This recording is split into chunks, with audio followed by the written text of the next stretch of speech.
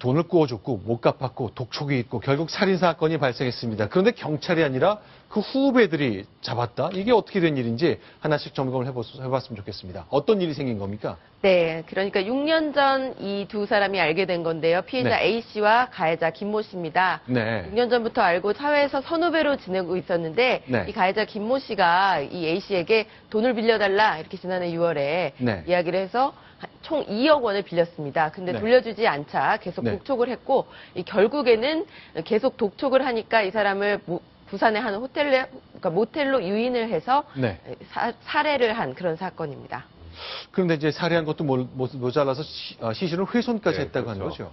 그러니까 지금 이게 문제는 지금 그 가해자는 이게 그 돈 문제가 있어서 부산의 호텔에 가서 얘기를 하는 과정에서 뭐 부모님 욕도 하고 부모님 죽이겠다고 하고 하는 과정에서 우발적으로 저질렀다고 하고 있는데 네. 사실 이건 우발적 범행이 아닙니다. 네. 왜냐하면 저 두 분은 가해자도 그렇고 피해자도 그렇고 창원 쪽 분들인데 부산의 한 모텔로 그 다른 부동산 중개업자를 소개시켜 줄 때니 거기서 돈을 주겠다고 해서 유인한 거고요. 창원 사는 분들인데 부산에서 유인해서 만났다. 네, 그리고 살해 도구인 망치를 미리 준비했습니다. 이 가해자가.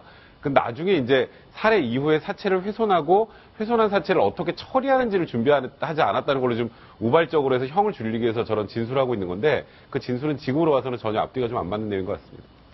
네, 경찰이 이 김 씨를 잡을 수 있었던 결정적인 계기가 된 거는 피해자 A 씨의 후배의 제보를 받고서였습니다. 그러니까 이 A 씨의 후배가 이 A 씨가 잘 보이지 않고 이러니까 의심을 하고 있었는데 이 평소 그래서 금전적으로 문제가 있다라는 것을 알고 이 A 씨를 그러니까 김모 씨를 찾아간 겁니다. 그래서 결국 실토를 받았고 그 순간 경찰에 신고를 하면서 경찰이 바로 긴급 출동해서 잡을 수 있었던 겁니다. 아니 근데 저 추궁받는다고 내가 사람을 죽였다는 거 바로 실토했네요. 네, 그러니까 저도 그 부분이 좀 이해가 되지 않았는데 뭐가 좀 압박을 강하게 했던 거 그러니까 그 가해자가 전과 유범인데 강력범죄 전과는 없어요. 대부분 다 사기인데 그러니까 돈을 채무를 안 갚아도 되게 이 사람을 살해하려고 준비를 해서 살해까지 했지만 그 심적 압박이 굉장히 크지 않았을까.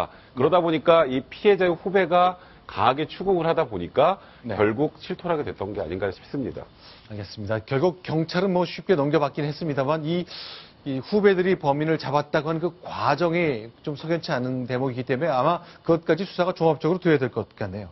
자, 이 사실 정리해 봤습니다. 이번엔 10번째 소식입니다. 순위 확인합니다.